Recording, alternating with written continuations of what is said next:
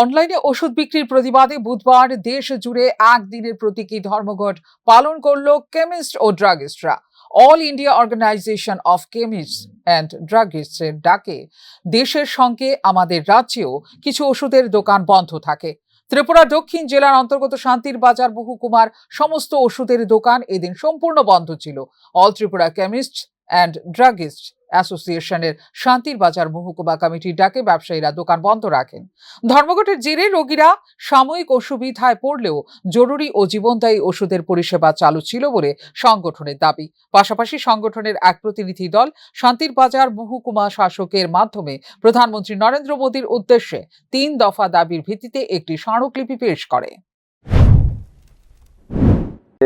অনলাইনের বিরুদ্ধে আসা অনলাইনে কিছু স্প্রেস ড্রাগ বেরোতেছে এবং বিভিন্ন নার্কোটিক ড্রাগস এবং নেশাজাতীয় দ্রব্য তারা ওই বিভিন্ন ডাক্তারের প্যাড ইউজ করে আনা হচ্ছে, যেগুলো আমরা যুব সমাজকে নষ্ট হচ্ছে। সেই জন্য আমরা চাই অনলাইনের বিরুদ্ধে আজ ত্রিপুরা বন্ধ রাখা হয়েছে। আমরা তার সঙ্গে সামিল হয়েছে শান্তির এসে যে মহাজকে আমরা চিঠি দিয়েছি এবং তাদের সঙ্গে কথাবার্তা বলেছি। সংগঠনের নেতৃত্বের দাবি, অনলাইনে ওষুধ বিক্রির নামে দেশ জুড়ে একটি সমান্তরাল বেআইনি বাজার তৈরি হয়েছে। এর খুবই ক্ষতিকারক প্রভাব পড়বে বলে তারা আশঙ্কা প্রকাশ করেন। ফিউরো রিপোর্ট, নিউজ নাও।